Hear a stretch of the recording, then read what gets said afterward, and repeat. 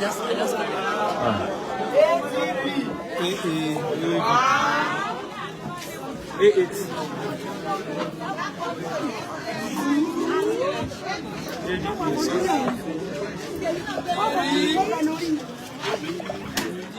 Where are you going? I'm going so let me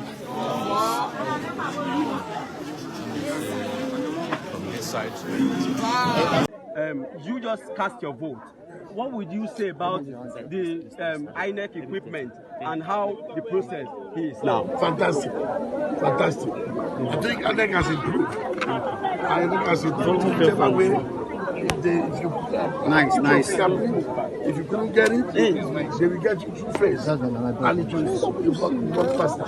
So they have improved, and I give them kudos. What's your intake on the turnout, sir? The turnout is very, very impressive. All right, sir. There are cases of vote buying. Have you heard of any case of vote buying? Well, we are just started, but we are watching. And I hope it's not going to be like that. But we want this election to be a point of contact for 2023. The whole world is watching us. It's going to be a test case for us. So let Russian people decide who they want. Do you trust in the ability of the authorities, INEC, police?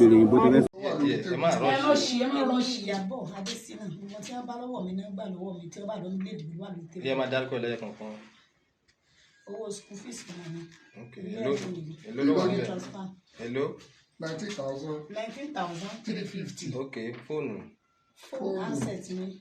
Okay, owó kejì ńkọ́. aláàtì ṣe ìjàwé.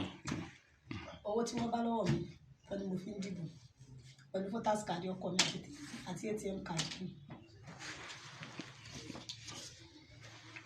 Ilé ńkọ́. Èyí ńkọ́ kí ni ṣe This yìí? paper. Kí ni iṣẹ́ tó ń ṣe? No, paper àti Gbé sókè báyìí. Paper tí wọ́n fún nígbà tí wọ́n fẹ́ yanjú owó nídàájí ni. Èmi dẹ̀ ti fi síbí yìí ẹ̀tì kì í sọ́wọ́ mi ò àwọn tó wò bò. Mo ti gbàgbé gan ni pé inú bí ló wà nígbà tí sọ́nù láti ìgbà tí fún mi.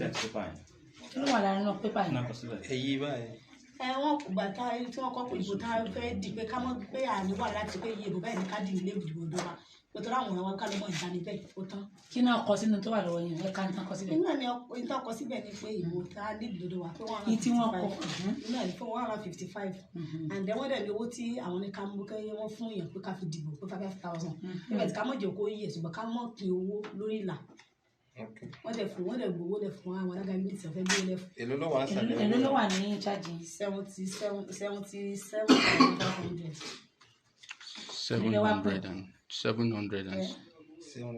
775,000. Náà ni 775,000. Èló lẹ wá pín òkú? Mi báwọn kúrò mi mọ tá pé kò tí owó tó wà lọ́wọ́ tèmi nílé yìí. Kí ló ṣẹlẹ̀ tẹ́ fi voter card méjì ti fi wà lọ́wọ́ yín àti same time? Ọkọ mi ní kejì. Ilé sà ló ń gbé. Wọ́n wá ní kí n mọ pàdé òun kó òun bọ́ wá pè mí kó òun ò rí ọ̀kadà tí ó gbé òun alẹ́ tí wọ́n gbé wá lóun ò rí. Ọmọ gan ti dé.